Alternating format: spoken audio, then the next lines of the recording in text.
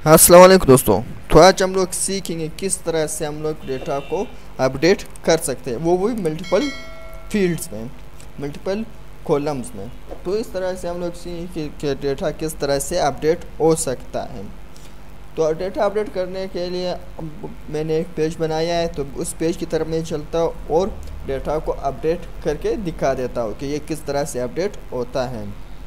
तो सबसे पहले मैं डेटा को अपडेट करूँगा आप लोगों के सामने, फिर मैं आप लोगों को बताऊँ कि ये किस तरह से अपडेट हुआ है, इसके पीछे क्या चल रहा है। तो सबसे पहले हम लोग सीखेंगे कि डेटा किस तरह से अपडेट किया जाता है।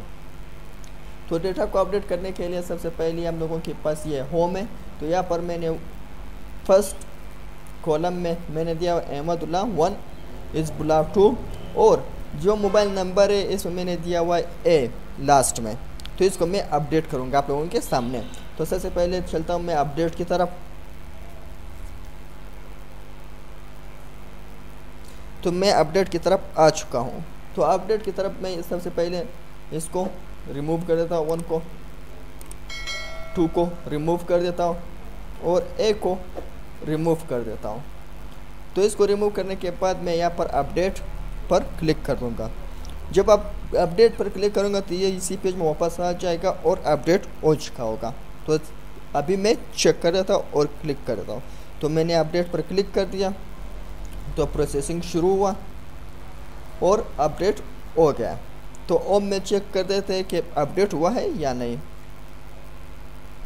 होम पेज में आप लोग देख सकते हैं कि ये अपडेट हो चुका है। जो तब्दीली मैंने किया था पहले, अब वो रिमूव हो चुका है, यानी डेटा ओरिजिनल हालत में आ चुका है। तो इस तरह से हम लोग डेटा को अपडेट कर सकते हैं। और इसके पीछे चलते हैं कि इसमें कौन कौन से कोडिंग हो रहे हैं।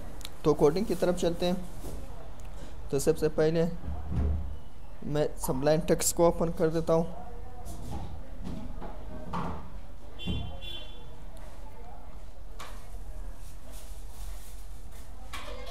सबलाइन टेक्स्ट ओपन हो चुका है।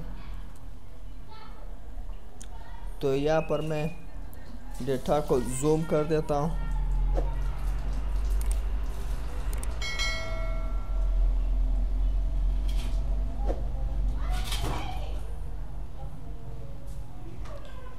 तो सबसे पहले मेरे पास 2 पेजेस हैं, एक अपडेट डॉट php और दूसरा update data dot php।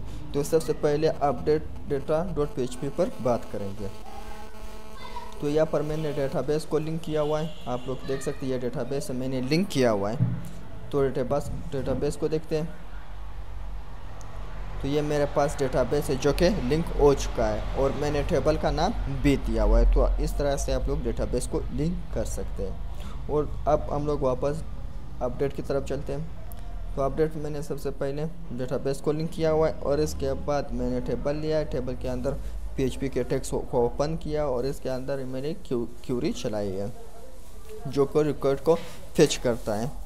Record को फेच करने के बाद या सेलेक्ट करने के बाद ये क्यूरी चलानी है जो कि डेटाबेस को लिंक किया हुआ है एक लिंक के ज़रिए, और सेलेक्ट करो फ्रॉम डेटा एंट्री जो कि टेबल का नाम है, इससे डेटा सेलेक्ट हो रहा है।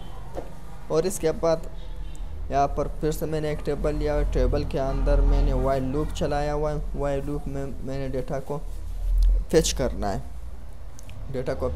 और इसके अंदर मैंने फॉर्म लिया हुआ है। फॉर्म का एक्शन किया है data update data dot php जो कि इस फाइल का नाम है, मेथड पोस्ट होगा।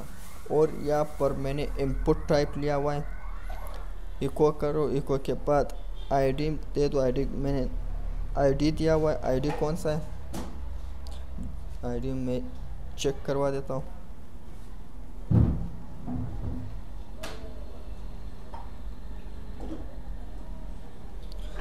ये नेम आईडी जो आ रही है यहाँ पर मैंने दिया हुआ है।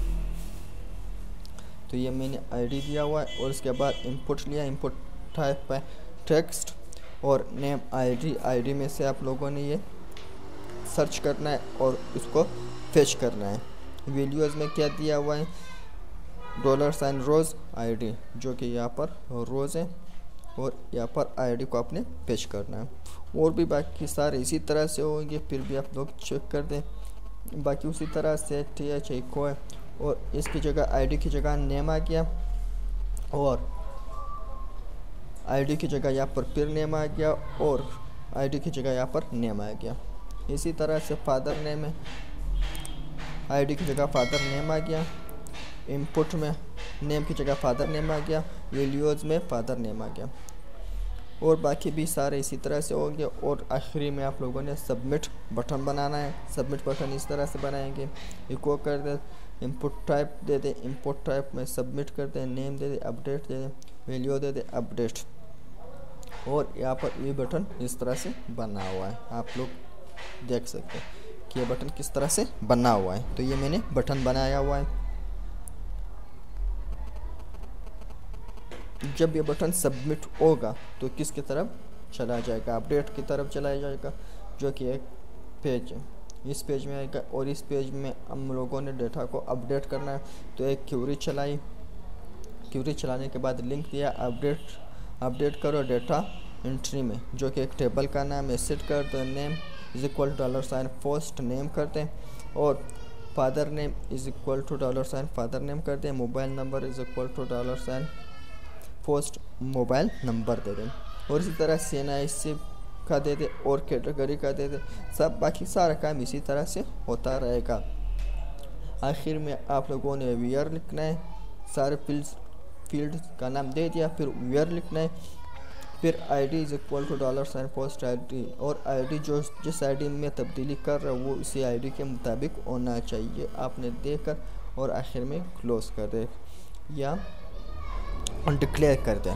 तो ये आप लोगों ने कर दिया और PHP टेक्स्ट को क्लोज कर दे। फिर अगर आप लोगों ने लोकेशन किसी और पेज पर जाना है तो वही दे दी, या फिर अपडेट की तरफ वापस आना है तो अपडेट की तरफ भी आ सकते हैं।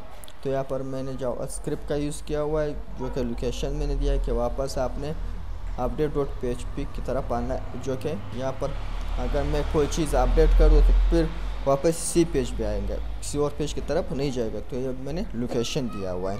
तो इस तरह से आप लोग डेटा को मल्टीपल फील्ड्स को तब्दील कर सकते हैं और इसमें चेंजेस कर सकते हैं और डेटा को अपडेट कर सकते हैं।